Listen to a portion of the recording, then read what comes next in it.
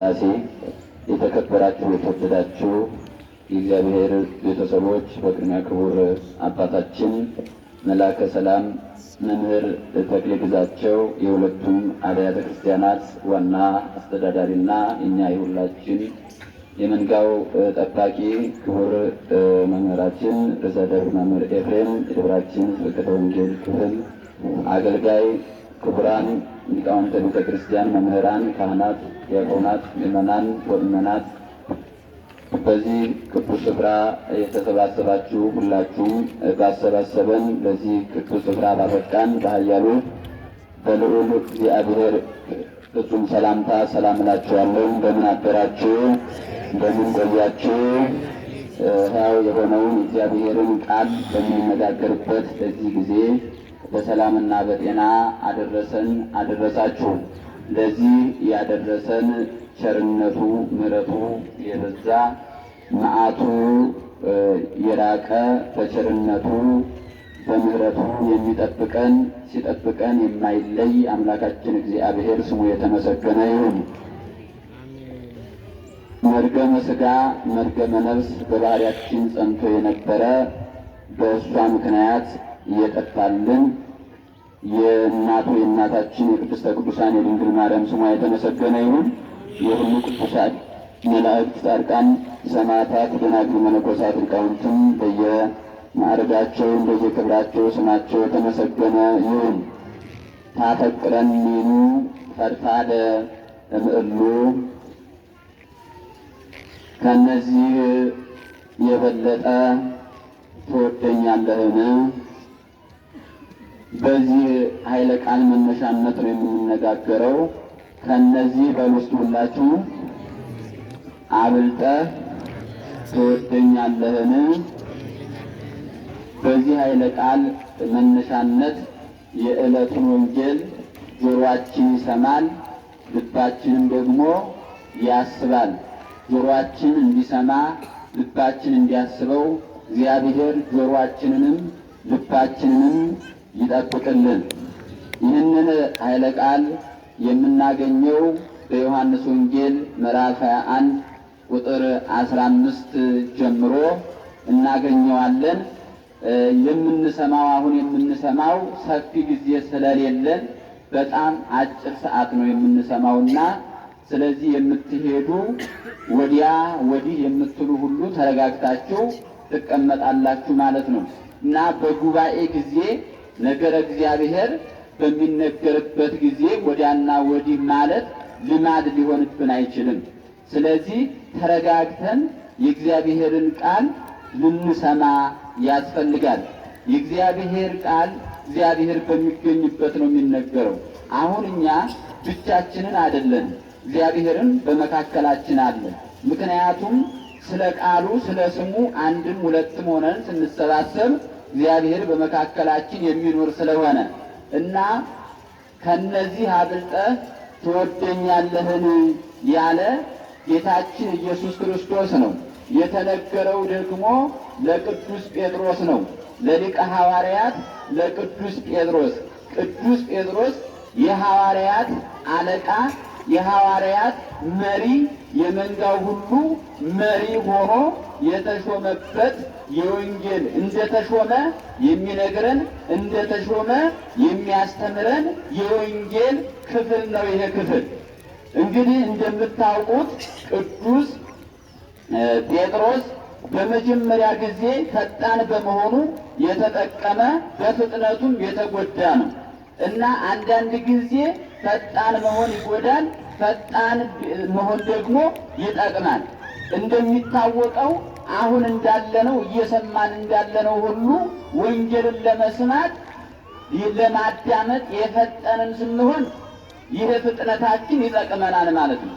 ነገር ግን ደግሞ ሳይገባን ለመናገር የምንቸኩል ከሆነ ደግሞ እንጎዳበታለን። ስለዚህ ፈጣንነታችን ሊጠቅመን ለሚችል ነገር መሆን አለበት እንጂ ሊጎዳን ለሚችል ነገር መሆን የለበትም እና ፈጣን ሆኖ ሳያስብ ሳያውቅ በመናገሩ ሁር እምድኅሬየ ሰይጣን ተብሎ ተነግሯል። ጌታችን ኢየሱስ ክርስቶስ እሞታለሁ ቢለው ቅዱስ ጴጥሮስ ምን አለ? አይ ሞት በአንተ አይገባህም፣ መሞት የለብህም አለ። የክርስቶስ ሞት ደግሞ እንደ ሌሎቹ ባዶ የሆነ ሳይሆን ማስታረቂያ ነው። የክርስቶስ ሞት ምድርና ሰማይ የሚታረቁበት፣ ሰውና መላእክት የሚታረቁበት፣ ሕዝብና አሕዛብ የሚታረቁበት፣ ነፍስና ሥጋ የሚታረቁበት ነው። እንዲህ አይነቱን ሞት ቅዱስ ጴጥሮስ ምን አለ? ይህ አይነት ሞት አይገባህም ሲል ይሄ ብዙ ያልተስማሙ የተለያዩ የሚስማሙበት አንድ የሚሆኑበት ስለሆነ በዚህ ጊዜ ምን ተብሏል? በጴጥሮስ በኩል የመጣ ሰይጣን ወግድ ብሎ እግዚአብሔር ተናግሯል ማለት ነው። ቅዱስ ጴጥሮስም ተግሳጹ ደርሶታል ማለት ነው። የኢየሱስ ክርስቶስ ተግሳጽ እና ይሄ ምን ስለሆነ ነው ከተባለ ሳይገባው ስለተናገረ ነው። ሳይገባን እንዳንናገር እግዚአብሔር ከምንም በላይ ከምንም በፊት ለሁላችንም ማስተዋሉን ያድለን እና ደግሞ አስቦ በመናገሩ አስቦ በራሱ ሳይሆን እግዚአብሔርን ተደግፎ ምስጢር ተገልጦለት በተናገረ ጊዜ ደግሞ ተመርቋል። ምን ተብሎ? አንተ አለት ነህ ተብሎ ተመርቋል ማለት ነው።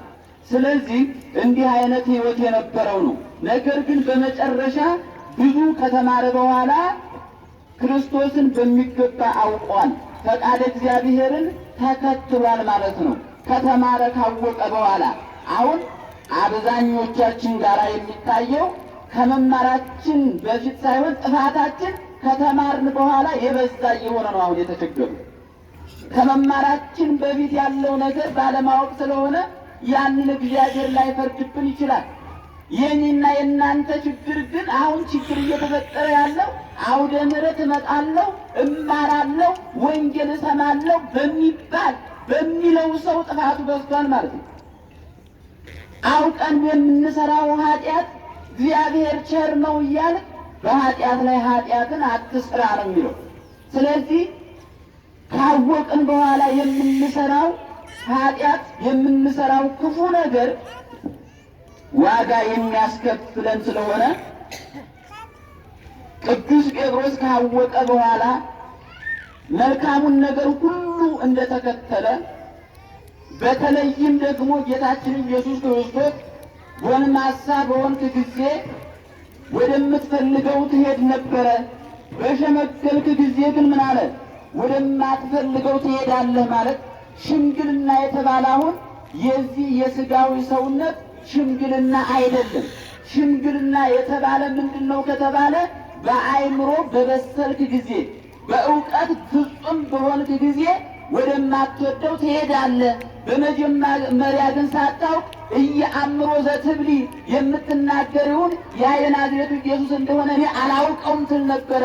አላዋቂ በሆንክ ጊዜ ካወቀ በኋላ ግን ወደማትወደው ትሄዳለህ ማለት ወደ መከራ ትሄዳለህ፣ ትሰቀላለህ። እጅህን ለምን ትዘረጋለህ?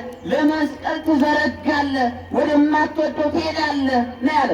ስለዚህ ሰው ፍጹም ሲሆን፣ በእውቀት ፍጹም ሲሆን ስጋዊ ማንነቱ የስጋው ፍላጎት ወደሚፈልገው ስጋው ወደሚፈልገው ፍላጎት ሳይሆን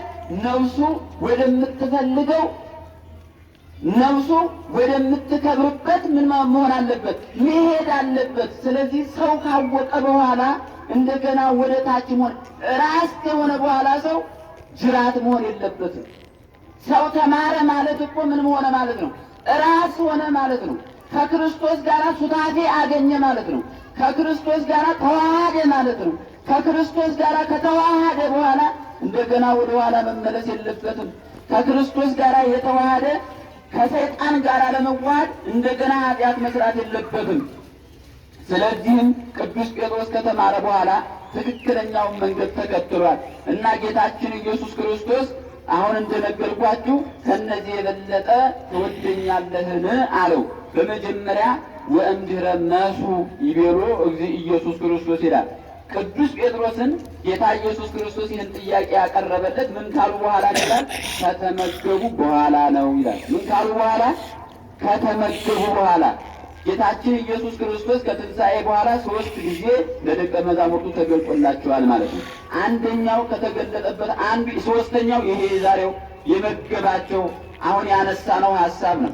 ምን ይላል በወንጌል? ወዝንቱ ሳለሱ ለእግዚእነ እንዘ ያስተርእዮሙ ለአርዳኢሁ፣ ለደቀ መዛሙርቱ ሲታያቸው ይህ ሶስተኛ ቀን ነው ይላል እና ለደቀ መዛሙርቱ ሲታያቸው፣ ለሐዋርያት ሲታያቸው ምን እያለ ነው? እየበላ እየጠጣ ነበረ። መብላት መጠጣቱ ግን ከትንሣኤ በኋላ ጌታችን ኢየሱስ ክርስቶስ ምንም ብሎት አይደለም። መብላት መጠጣት አስፈልጎት አይደለም። የበላው የጠጣው ደቀ መዛሙርቱ ይጠራጠሩ ስለነበረ ምትሃት እንዳይመስላቸው እውነተኛ ክርስቶስ እንደሆነ እንዲረዱለት 11 ቆመው እሱ ምን ብሏል ማለት ነው? ተቀምጦ ተመግቧል። ምክንያቱም ምትሃት ምን የማይል ስለሆነ የማይመገብ ስለሆነ ክርስቶስ ምትሃት እንዳልሆነ ለማጠየቅ ተመግቦ ለደቀ መዛሙርቱ አሳይቷቸዋል እና ከተመገቡ በኋላ ጌታችን ኢየሱስ ክርስቶስ ስምዖን ጴጥሮስን ጠየቀው። ሰው የሚጠየቀው ድንገት አይደለም። ምን ካሉ በኋላ ነው? ከመገቡ በኋላ ነው። አንዳንዴ የኔና የእናንተ ንግግር የሚሆነው እንደው ሰው እንኳን የሆነ ነገር ሲመጣ ምንድን ነው ቶሎ ነገራችንን እናቀርባለን ማለት ነው። አይቻልም። በመጀመሪያ ምን ብሎ ሰውየውን አረጋግቶ ነው መምከር የሚያስፈልገው፣ ማስተማር የሚያስፈልገው። ስለዚህ ሐሳብ ልባችን ላይ ስለሚወርደው ሐሳብ ልንነጋገር የሚያስፈልገው መጀመሪያ ሰውየው ከተረጋጋ በኋላ ነው። ሳይረጋጋ ብንነግረው ነገራችንንም አይቀበለንም ማለት ነው። እንደውም ጥሎ ሊሄድ ይችላል። ጌታችን ኢየሱስ ክርስቶስን በዚያ ልማድ ከመገባቸው በኋላ እንጀራውን ከሰጣቸው በኋላ ምን አለው? እነሆ ጠየቀው ይላል። ምግብ የተባለ ለጊዜው ምንድን ነው? ይሄ የምንበላው እንጀራ ነው፣ የምንመገበው እንጀራ ነው ለጊዜው። ነገር ግን ምግብ የተባለ ፍጻሜው ግን ማን ነው? የእግዚአብሔር ፈቃድ ነው። የማን ፈቃድ ነው? የእግዚአብሔር ፈቃድ። የእግዚአብሔር ፈቃድ ምን ይባላል? ምግብ ይባላል። የእግዚአብሔር ፈቃድ ምግብ እንደሚባል የሚያስረዳን የወንጌል ክፍል አለ። በዚሁ በዮሐንስ ወንጌል ምዕራፍ 4 ቁጥር 31 ጀምራችሁ ስትመለከቱ እንዲህ ይላል። ጌታ ሲናገር ምን አለ? ወእምዝ መጡ አርዳኢሁ፣ ደቀ መዛሙርቱ ወደ ጌታ ወደ ኢየሱስ ክርስቶስ መጡ ይላል። ከዚያ ምን አሉ? ወይቤልዎ ረቢ ወይቤልዎ ብላ እክለ፣ አቤቱ ጌታችን ኢየሱስ ክርስቶስ ሆይ እንጀራ ምግብ ብላ ተመገብ አሉት። ጌታችን ኢየሱስ ክርስቶስን እኮ ነው። ምክንያቱም ሲበላ ከነሱ ጋር አብሮ ሲበላ ነው የኖረው እና በዚያ ልማድ እነሱ ተለይተው ስለሄዱ የተራበ መስሏቸው ነበረ። አዎ ጌታችን ኢየሱስ ክርስቶስ እኮ ተርቧል። ግን አንደኛው የእሱ ረሃብ የምንድን ነው? የፈቃድ ረሃብ ነው። የእኛ ግን የግድ ነው የምንራበው ማለት ነው። የጌታችን ኢየሱስ ክርስቶስ ረሃብ ግን ምንድን ነው? የፈቃድ ነው የእሱ። አሁን ጌታችን ኢየሱስ ክርስቶስ የወንጌል ሰው እንሁን ምእመናን። ዝም ብሎ ላይላውን እየሰማችሁ አትይዙ። ላይላውን የሚሰማ ምስጢር ያልተማረ ሰው ምን ይሆናል ማለት ነው? የሆነች ነገር እንዳጋጣሚ አንድ አላማኒ ወይ አንድ ተጠራጣሪ ሲናገር ምን ይሆናል ማለት ነው? ይደናገጣል። ለምን? የወንጌልን ምስጢሩን በደንብ አልሰማም። ወይም ከሰማ የሚሰማው ምንድን ነው? እግዚአብሔር ያድንሃል፣ እግዚአብሔር ይጋርድሃል፣ እግዚአብሔር ይከልልሃል፣ እግዚአብሔር ይመግብሃል፣ እግዚአብሔር ያጠጣል። ይሄማ ሁል ጊዜ የሚነገረን ነው። ነገር ግን ወንጌል ውስጥ ምን አለ? በጣም ጥልቅ የሆነ የማናውቀው ግራ የሚያጋባን ምስጢር አለ ማለት ነው። ስለዚህ ምንድን ነው? ተራበ፣ ተጠማ፣ ደከመ፣ አዘነ ይላል ጌታችን ኢየሱስ ክርስቶስ። እንዲህ ይላል ስለ ጌታችን ሲናገር ወንጌል። ግን ይሄ መራብ፣ ይሄ መጠማት፣ ይሄ መድከም እንደኛ ረሃብ፣ እንደኛ መጠማት፣ እንደኛ መድከም ነው ወይ? አይደለም። ይሄን ማወቅ አለብን። የኛ የግድ ነው። ምክንያቱም ባህሪያችን ተራቢ ተጠሚ ስለሆነ የግድ ነው። ባንበላል ምን ልንሆን እንችላለን? ልንሞት ሁሉ እንችላለን፣ ልንጠፋ እንችላለን ማለት። የእሱ ግን ረሃቡ የምንድን ነው? የፈቃድ ረሃብ ነው። ለእኛ ብሎ ነው የተራበው፣ ለእኛ ብሎ ነው የደከመው። የእኛን ረሃብ ለማስወገድ፣ የእኛን ድካም ለማስወገድ፣ የእኛን መጠማት ለማስወገድ ጌታችን ኢየሱስ ክርስቶስ ምን አለ? የፈቃድ ተራበ። ስለዚህ የጌታ ረሃብ፣ የጌታ ድካም ምንድን ነው ስትባሉ የእርሱ የፈቃድ ነው። ለእኛ ብሎ የተከፈለ ነው፣ ለካሳ የተከፈለ እንጂ እሱን ረሃብ ምን አይለውም፣ አያስገድደውም ብላችሁ ልትመልሱ ይገባል። ለምን? አንዳንዶቹ ያልገባቸው ከእምነት ውጭ ያሉት የእኛን ወንጌል ይወስዱና ምን ይላሉ? ጌታ ኢየሱስ ክርስቶስ ምንድን ነው የሚያመልኩት? ሚሊዮኖች የሚያመልኩት ምን ይላሉ? ደካማ አምላክ ነው ይላሉ። ምስጢሩ ሳይገባቸው የደከመው ግን ለማን ብሎ ነው?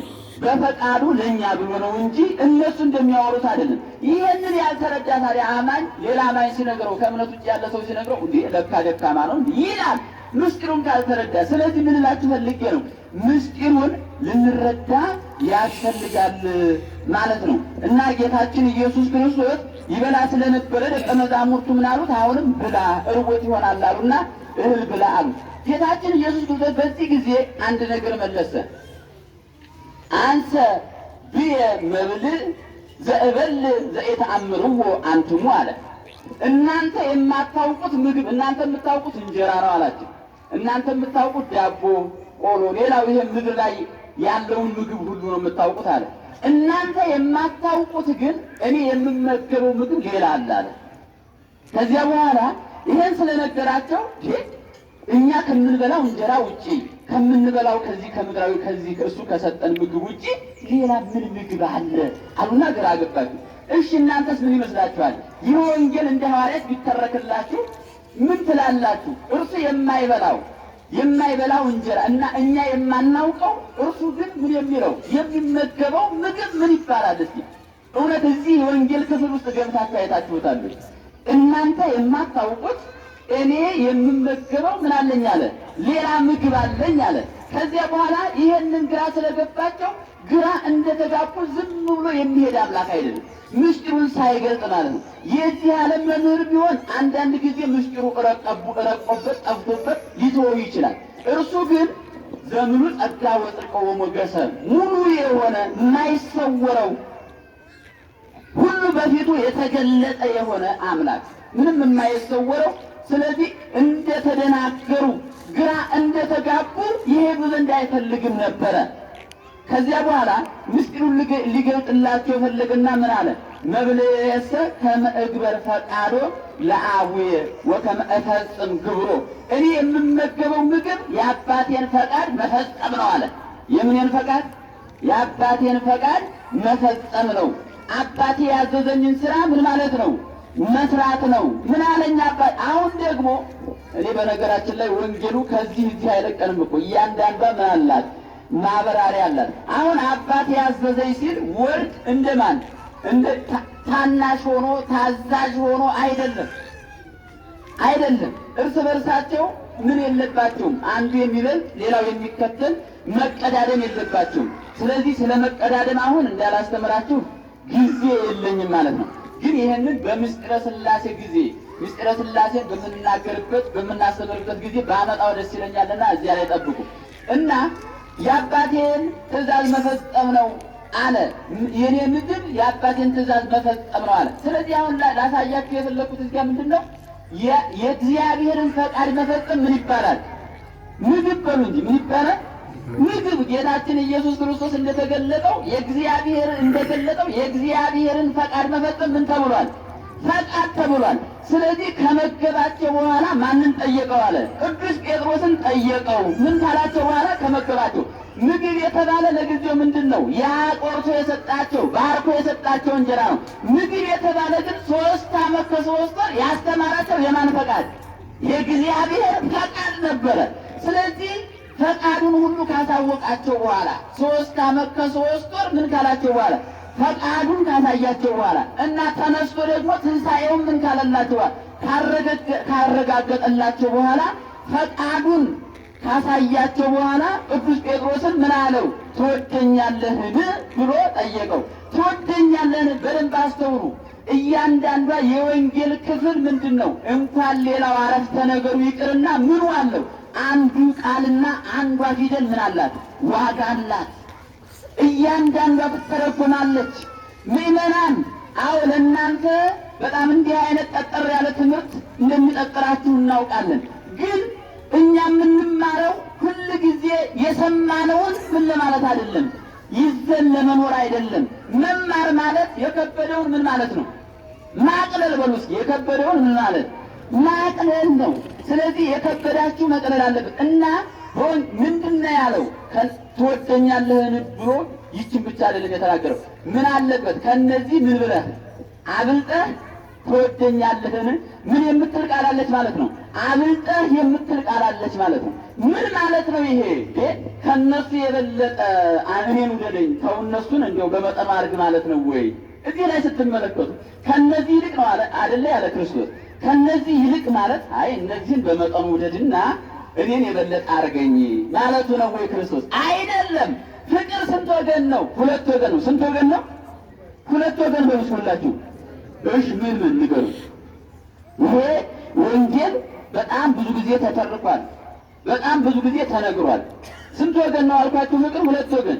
ምን ይባላል? እሺ ንገሩ። ስለ ፍቅር በደንብ እኮ መማር አለብን። ፍቅር በማጣት ነው የሁሉ ችግር ያለ ምድራችን ላይ እየተከሰተ እያየን ያለ ነው።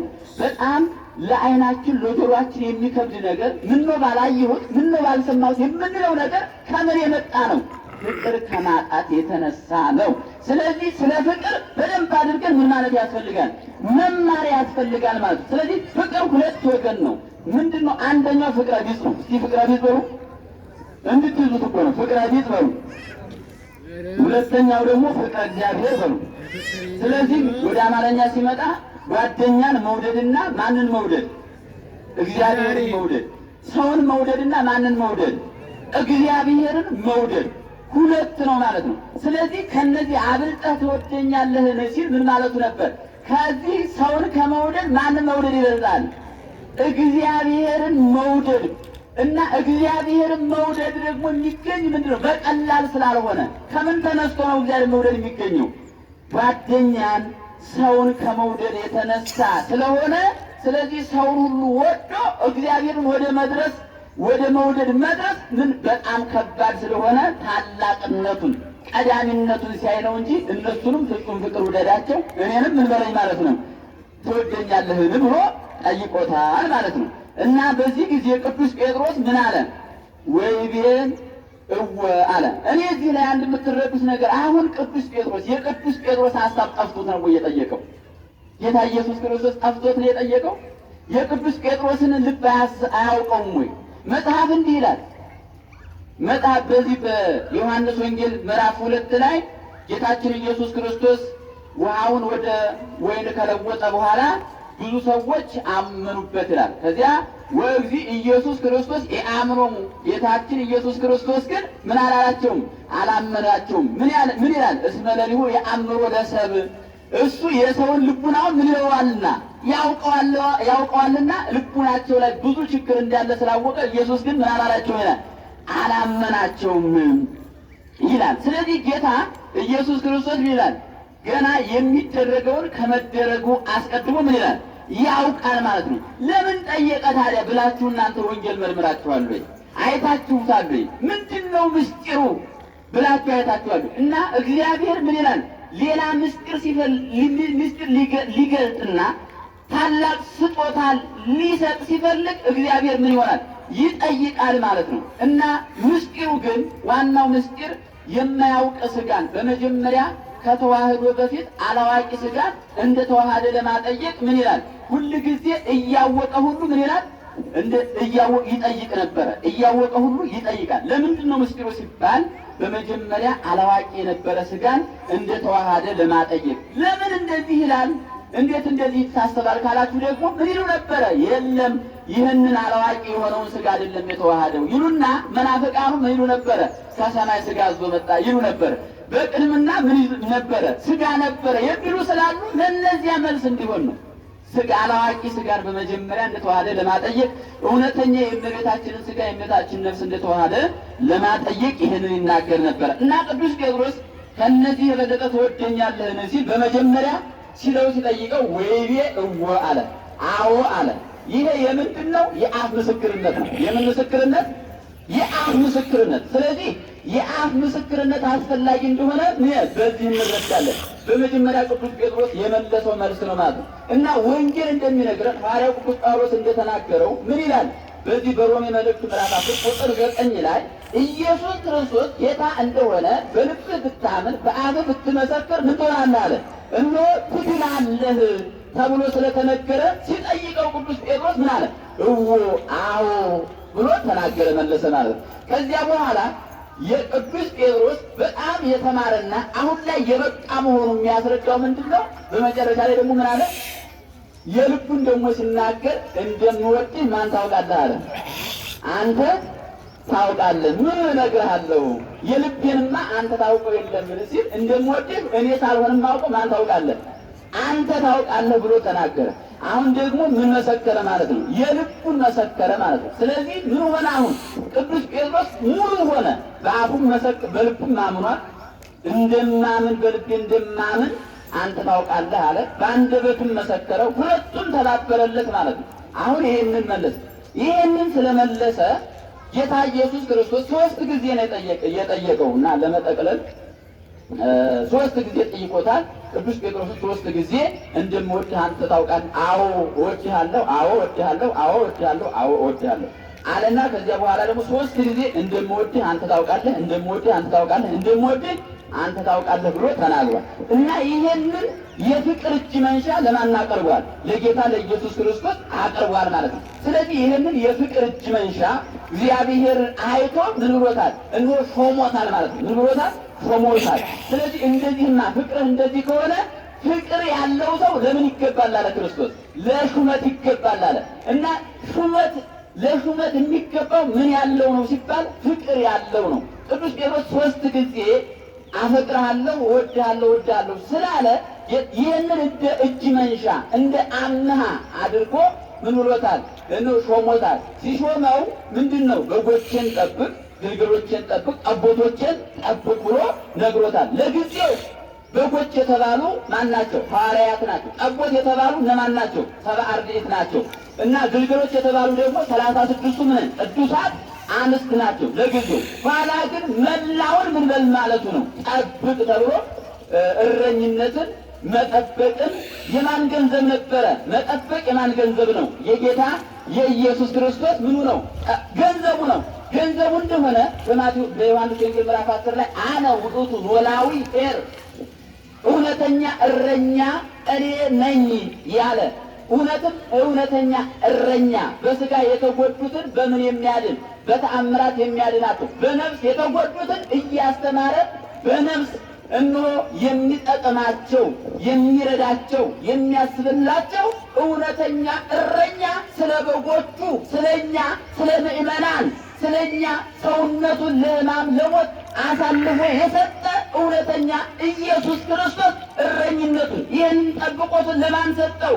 እወድሃለሁ እወድሃለሁ ላለው ለቅዱስ ጴጥሮስ ሰጠው። እኛም ጌታን ከወደድነው የማይሰጠን ነገር የለም። ፍቅር ካለን ሁሉ ነገር ይሰጠናል። ስለዚህ ምን አሉ? እንደውም አረጋዊ መንፈሳዊ የተባለ የቤተ ክርስቲያን አባት ምንድን ነው ያለው? ፍቅር ቅዱስ ጴጥሮስን ለወጠችው አለ። በመጀመሪያ ምንድን ነበረ? ቅዱስ ጴጥሮስ ተጠባቂ ነበረ፣ የሚጠበቅ ነበረ። ወይም እኛ በተመሰልንበት ምሳሌ ምንድን ነበረ? በግ ነበረ። ቅዱስ ጴጥሮስ ምን ነበረ? በመጀመሪያ በግ ነበረ፣ የሚጠበቅ ኢየሱስ ክርስቶስ የሚጠብቀው በግ ነበረ ቅዱስ ጴጥሮስ። ከዚያ በኋላ በፍቅር ምክንያት ግን ጌታችን ኢየሱስ ክርስቶስ በጉን ምን አደረገው? እረኛ አድርጎ ሾመው። ስለዚህ ፍቅር ምንድናት ከተባለ በጉን ወደ እረኛነት የምታመጣ ወደ ጠባቂነት የምታመጣ ናት ፍቅር ማለት ነው። እና ፍቅር ያለው ሰው ምን ይላል? ሁሉንም ነገር እንሆ በርኅራኄ በቸርነት በበጎነት ሕግን ሁሉ በመፈጸም ምን ይሆናል ማለት ነው እንሆ ስለሚኖር ጠባቂነት ይስማማዋል ብሎ ጌታችን ኢየሱስ ክርስቶስ ፍቅሩን አይቶ ለእረኝነት ሹሞታል ማለት ነውና ፍቅር በጣም ታላቅ ሕግ መሆኑን እና ፍጹም ሕግ መሆኑን ቅዱስ ጳውሎስ በሮሜ መልእክቱ ምዕራፍ 13 ቁጥር 10 እና ቁጥር 11 ላይ ተፋቅሮሰ ፍጹም ሕግ ውእቱ ፍቅር ፍጹም ሕግ ነው አለ። ምን ማለት ነው ይሄ? ፍጹም ሕግ ነው ፍቅር ማለት ምን ይመስላችኋል? ፍጹም ነው። የወደደ ሰው ማንንም አይጎዳም። ይጎዳል? አይጎዳም። የወደደ ሰው ሁሉንም ነገር ምን ይላል ማለት ነው? በመልካም ነገር ይመለከታል። እናንተ ከወደዳችሁት ለሰውየው የትኛውንም ነገር ታደርጉለታላችሁ ማለት ነው። ከወደዳችሁት ምንድን ነው ታበሉታላችሁ። ከወደድነው እናበለዋለን፣ ከወደድነው እናጠጣዋለን፣ ከወደድነው እናለብሰዋለን፣ ከወደድነው ገንዘቡን እንጠብቅለታለን፣ ሌባ እንዳይሰርቀው ሁሉንም ነገር እናደርግለታለን። ስለዚህ ፍቅር ምንድን ነው? ፍጹም ሕግ ነው የተባለ በፍቅር ሁሉም ሕጎች የሚፈጸሙ ስለሆነ ነው። እና እንደው ቸኮል እያልኩ ነው የምነግራችሁ፣ ያው ሰዓት ስለሌለኝ ምንድነው ጌታችን ኢየሱስ ክርስቶስ በዚህ በማቴዎስ ወንጌል ምዕራፍ 22 ቁጥር 34 ጀምሮ ሲናገር አንድ ወተስእሎ አሐዱ ጸሐፊ አንድ ጸሐፊ መጣና ጠየቀው ይላል። ኢየሱስ ክርስቶስ ምን ከነዚህ ከአስርቱ ትእዛዛት የትኞቹ ይበልጣሉ ብሎ ጠይቆት ነበረና ሲጠየው የመጀመሪያው ምንድን ነው? እግዚአብሔርን በፍጹም ልብህ ምን በለው ውደደው፣ በፍጹም ኃይልህ በፍጹም ነፍስህ ውደደው የሚለው ነው። ሁለተኛዋ ግን ወደ ፍቅረ እግዚአብሔር የምታደርሰዋ ዋጋ የምታሰጠዋ አፍቅር ቢጸከ ከመ ነፍስከ፣ እነሆ ባልንጀራህን ጓደኛህን እንደ ራስህ ውደድ የምትል ናት። ኦሪትና ነቢያት ሁለቱ ሕጎች በማን እነዚህ ኦሪትና ነቢያት በሁለቱ በፍቅረ ቢጽና በፍቅረ እግዚአብሔር እግዚአብሔርን በመውደድና እግዚአብሔር ጓደኛን በመውደድ ተሰጥረዋል ተጠብቀዋል ብሎ ፍቅር እነሆ ከፍቅረ ቢጽ ፍቅረ እግዚአብሔር እንደሚበልጥ ከሌሎቹ ሕግጋት ደግሞ ጓደኛን መውደድ እንደሚበልጥ እነሆ አስተምሯል። ቅዱስ ጴጥሮስም እነሆ በፍቅሩ ተሽሞበታል ማለት ነው። ስለዚህ እኔና እናንተም ፍቅር ካለን ምን ሆነ እግዚአብሔር ይሾመናል ማለት ነው። በመጀመሪያ ለራሳችን፣ ከዚያ በኋላ ደግሞ ለማን ለቤተሰባችን፣ ከዚያ በኋላ ደግሞ ለማን ለሰው ሁሉ ይሾመናል ማለት ነው። ስለዚህ ፍቅር አስፈላጊ ነው። ፍቅር አሁን ጨው የማይገባበት ነገር እንዳለ ሁሉ ፍቅርም የማይገባበት ነገር የለምና እኛም እግዚአብሔር አምላካችን ለሁላችንም በፍቅር እንድንኖር ማስተዋሉን ያድለን። የፍቅር ባለቤት አምላካችን እግዚአብሔር ስላስተማረን ስለመከረን ስሙ የተመሰገነ ይሁን እና ሰዓት ስለሌለ